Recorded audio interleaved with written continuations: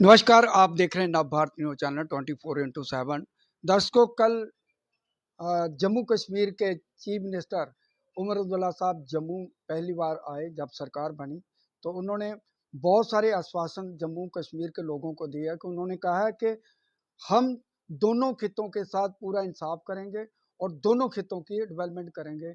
हमारे साथ national conference के इक्काधार नेता, पूर्व मंत्री और वरिष्ठ नेता अजय सडोत्रा जी, हमसे बातचीत करेंगे।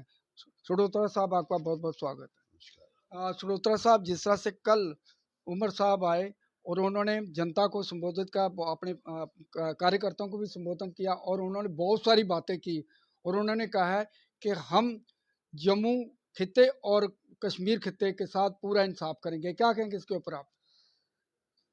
जम्मू कश्मीर नेशनल कॉन्फ्रेंस ने हमेशा कोशिश की है कि पहले तो लद्दाख भी था, जम्मू कश्मीर लद्दाख की बराबर की तरक्की हो।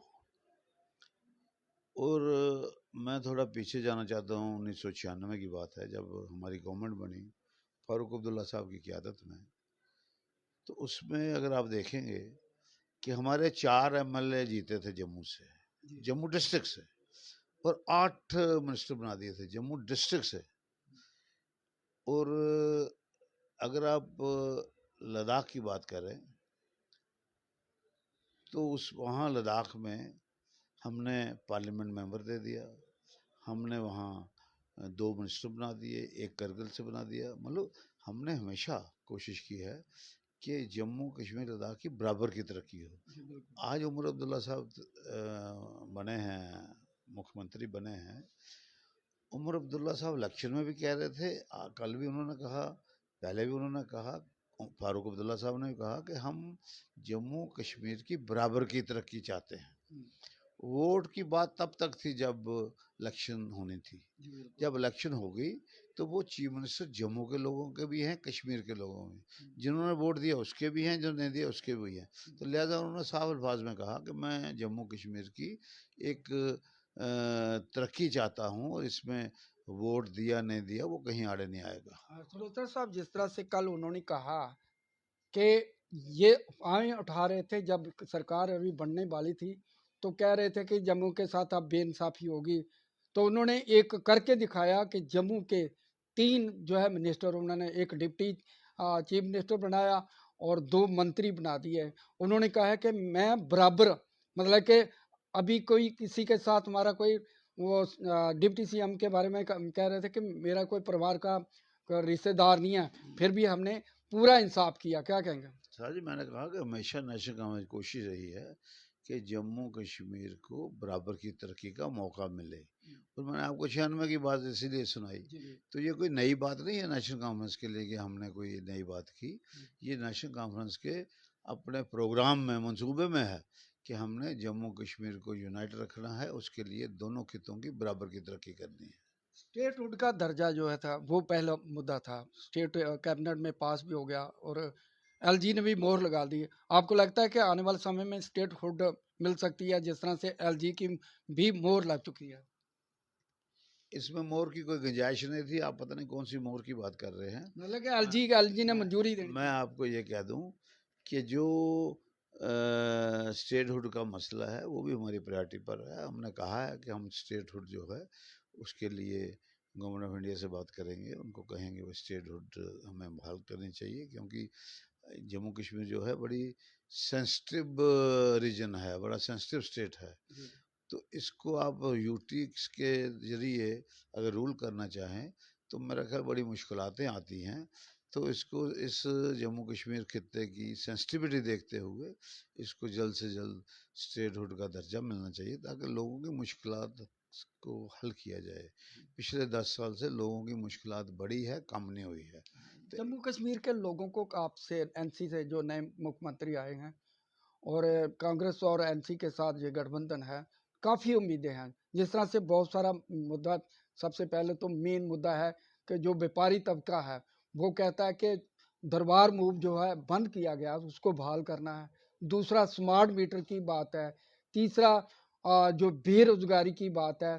चौथा जो है पीएचई के डेली वेजर जो हैं उनको पक्के करने हैं। इसमें जिस तरह से आपने घोषणा पत्र में भी ये बात रखी है, किस तरह से इसको देखते हैं? जो घोषणा पत्र में रखा है वो सारा पूरा होगा। उमर अब्दुल्ला साहब की क़यादत में पूरी प्रयास होगा कि हम एक एक जो हमारे घोषणा पत्र का हमने वायदा है वो पूरा करें, क्योंकि फ़ारूक अब्दुल्ला साहब ने भी और उमर अब्दुल्ला साहब ने, जब हम घोषणा पत्र बना रहे थे तो उस कमेटी का मैं भी मेंबर था, रातर साहब हमारे सरबराह थे उस कमेटी के। तो हमने उन लीडरशिप का ये हुक्म था कि भाई ऐसी कोई चीज़ हम नहीं लिखेंगे जिससे कि लोगों को हम पूरा नहीं कर सकें। तो ये जो आप बातें कर रहे हैं, यहाँ पानी का मसला है, यहाँ बेरोजगारी का मसला है, डेली वेजर, कैजुअल लेबर, ये अपने अडाग इनके रेगुलाइजेशन का मसला है, जहाँ जो रैबरे खेल है, रैबरे ज़रायत है, रैबरे जंगलात है, इस किस्म के हैं, इनका रेगुलाइज का मसला है। तो हमारी जो जम्मू कश्मीर में आज सरकार है उमर अब्दुल्ला साहब की क़यादत में, ये पूरी कोशिश करेगी कि इसको हल किया जाए, क्योंकि मैंने कहा ना, यूटी में और स्टेट में बड़ा अंतर होता है। अब यूटी के आने के बाद 10 साल से यहाँ डबल इंजन सरकार थी, वो नहीं कर सकी डेली वेजर को रेगुलाइज। मैं लोगों की उम्मीदें हैं और मुझे उम्मीद है कि हमारी पार्टी जो है, हमारी सरकार जनाब उमर अब्दुल्ला साहब की क़यादत में लोगों की उम्मीदों पर पूरा उतरने की पूरी पूरी कोशिश करेगी। हाँ सर, जिस तरह से 8 साल से कोई नई भर्ती नहीं हुई, ना टीचरों की भर्ती हुई, ना दूसरे खाली पड़े पद जो है उनको पूर्ण नहीं किया गया। क्या आपकी ये भी घोषणा में है, पत्र में है कि 1 लाख जो है खाली वैकेंसियां उसको पूरा करेंगे? 1 लाख खाली वैकेंसियां अभी हमने कही नहीं, हमने तो कहा जितनी वैकेंसी खालियां हैं जी जी उनको। नहीं, कम से कम 1 लाख तो मेरी वैकेंसी। बात सुनो ना, जी बात जी सुनो, बात सुनिए। हमने कहा जितनी खाली वैकेंसियां हैं वो 6 महीने में, जी जी यानी 180 दिन में उनको पूरी करेंगे, उनको फिलअप कर देंगे, फास्ट ट्रैक पे करेंगे। और दूसरा हमने कहा कि 5 साल में, ये गवर्नमेंट 5 साल रहेगी, इस 5 साल में 1 लाख नौकरी और हम पैदा करेंगे जो लोगों को रोजगार देंगे। हमारा ये कहना है कि हमें जो हमारी पार्टी है वो इस बात से बड़ी परेशान है कि नौजवानों की बेरोजगारी बढ़ रही है। पिछले 10 साल में रोजगार लोगों को नहीं मिला, लोगों को कभी पकोड़े बनाने के लिए कहा गया, कभी कुछ कहा गया, मगर नौजवान जो है वो आज परेशान है। और मुझे उम्मीद है कि जो हमारी पार्टी ने अपने मंशूर में वादा किया है और उमर अब्दुल्ला साहब की क़यादत में, वो रोज़गार के सिलसिले में वो वादा पूरा होगा। जिस तरह से 5 अगस्त 2019 में ये 317-35 ये हटाया गया, उसमें बहुत सारे फैसले जो है वो एलजी ने लिए। जो बहुत सारी छुट्टियां थी, आपके मेन लीडर थे स्वर्गीय शेख अब्दुल्ला साहब, इसी तरह से और 2-3 छुट्टियां थी, उनको इन्होंने रद्द कर दिया। आपकी सरकार आती है, स्टेटहुड मिलता है, तो क्या उसको फिर से बहाल करेंगे? साहब छुट्टियां कोई इशू नहीं है, ये नहीं तो नहीं, मतलब कि एक मिनट, एक मिनट सुनिए, एक जी मिनट सुनिए। ये उछापन है, छोटापन है कि छुट्टी कैंसिल करने से शेर कश्मीर का कद छोटा हो सकता है। उसका शेर कश्मीर का कद बहुत बड़ा था। जी जी तो वो ये जो कहते हैं शेर कश्मीर ही थे, जिसको यहाँ प्रेसिडेंट ऑफ इंडिया आए यहाँ पुल का उद्घाटन करने सिदड़ा में, तो उन्होंने कहा इसको जब आप शेर कश्मीर कहते हैं तो ऐसे लगता है पिंजरे में बंद किया है, ये शेर भारत है। क्या तो बात है। मैं आपको ये कह रहा हूँ कि उनकी छुट्टियां कैंसिल करने से शेर भारत कम नहीं हो जाता, मगर ये उनका तंग दिली है, छोटा दिल है। और जो ये रास्ता उन्होंने बनाया है कि वो छुट्टियां कैंसिल करनी हैं, जो नाम चेंज करने, नाम चेंज इंस्टीट्यूशन करने हैं, तो ये उच्छापन है, छोटापन है। तो ये एक इन्होंने नई नींव डाली है। कल को कोई बात, कोई इलाका, कोई जगह अगर इनके किसी लीडर के नाम की होगी, इसका मतलब हम भी वो चेंज करेंगे। हम उच्छेपन में यकीन नहीं करते, हम चाहते हैं तरक्की में, हम चाहते हैं लोगों की बेहतरी में, लोगों के जो जज्बात हैं, एहसासात हैं, उनको पूरा किया जाए, हमारी ये कोशिश है। जिस तरह से ये वादे आपने किया है, दूसरा एक मेरा सवाल ये रहेगा कि जब सरकार कैबिनेट बनेगी, जो है स्टेटहुड का दर्जा मिलेगा, उसके बाद अगले जो कांग्रेस जो है वो उसने बाहर से समर्थन दिया, उनको भी सरकार में लेने की है कुछ मंशा? हम तो आज भी ले रहे हैं, मंशा की बात नहीं, हम तो आज भी ले रहे हैं, वो हमारे अलायंस के पार्टनर हैं। हम इंडिया अलायंस के पार्टनर हैं। आपने देखा कि हम उनके मशहूर हैं अपने खड़गे साहब के, राहुल गांधी जी के, प्रियंका जी के, तो वो बाकायदा वहाँ जब उमर साहब ने ओथ लिया तो वहाँ तशरीफ लाए थे। तो ये हमारा अलायंस है, हम तो आज भी तैयार हैं। वो उनकी अपनी सोच है कि किसको देना है किसको नहीं, वो देंगे जब देंगे, तो आज भी हम लेने के लिए तैयार हैं, उसमें कोई रुकावट नहीं है। और ये अलायंस आगे चलेगा। ये सेकुलर अलायंस है, ये लोगों की मुश्किलात को हल करने के लिए है, देश को मजबूत करने के लिए है, देश के आइन को बचाने के लिए है। जिस तरह से डिप्टी स्पीकर का पद आपने बीजेपी को कहा है कि आप आएंगे, तो क्या लगता है कि बीजेपी को इसको आगे आएगी क्या? आप हर बात हमारे मुंह में डालने की कोशिश मत करो।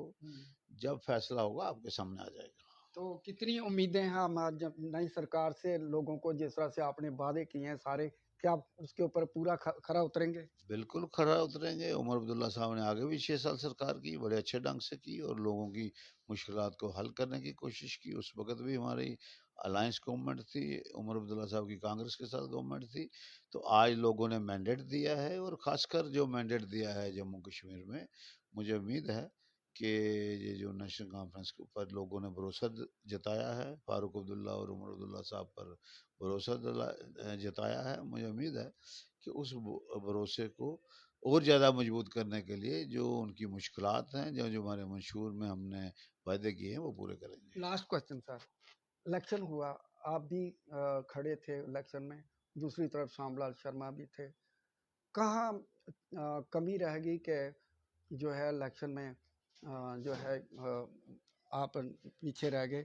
क्या रहा, क्या कुछ वजूहत रहेगी, आपने मंथन किया होगा? कमी कहीं नहीं रह गई। हमारे वर्करों ने बड़ा काम किया। मैं जम्मू नॉर्थ के लोगों का, वोटरान का और वर्करों का मशहूर हूँ कि उन्होंने डट के काम किया। हमारे साथियों ने कोई कसर नहीं छोड़ी। मगर लोग बड़े परेशान हैं, आज भी परेशान हैं। उनकी जो मुश्किलात ये हैं भी आज सवाल भी। उठता है कि ये प्रशासन जो है था पूरी मिली भगत के कारण ये इस तरह से हुआ है। ये मुश्किलात जो हैं वो लोग परेशान हैं। मगर जब बीजेपी मुश्किलात को एक तरफ रख के हिंदू मुस्लिम का नारा लगाती है, और जब वो देश के खतरे की बात करती है, लोग सोचते हैं शायद देश के को खतरा है। और मैं आपको बड़े साफ अल्फाज में कह दूं कि हिंदुस्तान में ना किसी मजहब को खतरा है, ना ही देश को खतरा है। मेरे देश की बुनियाद जो है वो बड़ी गहराई में है। मेरे देश को कोई खतरा नहीं हो सकता। हमारे मजहब अपनी अपनी जगह वो चलते हैं, उसको खतरा नहीं हो सकता। मगर हमारे कुछ लोग हैं जो अंधविश्वासी हैं और अंधभगत हैं, वो सोचते हैं शायद जो ये कह रहे हैं ठीक कह रहे हैं। मगर मैं लोगों से एक गुजारिश करना चाहता हूँ कि ये जो कहते हैं, इनकी करनी और कथनी में फ़र्क है। और ये आपको गुमराह करके वोट लेके तो सोचते हैं हम ये कर गए, मगर आपको एक ही सवाल करना चाहिए कि 10 साल में इन्होंने कुछ नहीं किया। बिल्कुल बिल्कुल सर। मगर फिर भी अगर लोगों ने उनको वोट दिया, हम जम्मू कश्मीर के लोगों को, खासकर जम्मू नॉर्थ के लोगों को, जो भी उन्होंने फैसला किया उसको मैं सैल्यूट करता हूँ। मैं उन बातों में नहीं जाता प्रशासन ने ये किया वो किया, क्योंकि कुछ लोग जो हैं कि अपनी वो कमजोरियां छुपाने के लिए किसी पर इल्ज़ाम लगाए। मैं आपके इस माध्यम से किसी पर इल्ज़ाम नहीं लगाना चाहता, मगर सिर्फ इतना कहना चाहता हूँ इलेक्शन कमीशन से कि जो भी इलेक्शन होती है उसमें आपको अभी भी बड़ा कुछ करने की ज़रूरत है। खासकर मैन अपने मसल पावर, मनी पावर और खासकर लीकर पावर, इन 3 पावरों को चेक करने की आज भी ज़रूरत है। उसमें शायद इलेक्शन कमीशन की एजेंसीज फेल रही हैं। थैंक यू सर, धन्यवाद।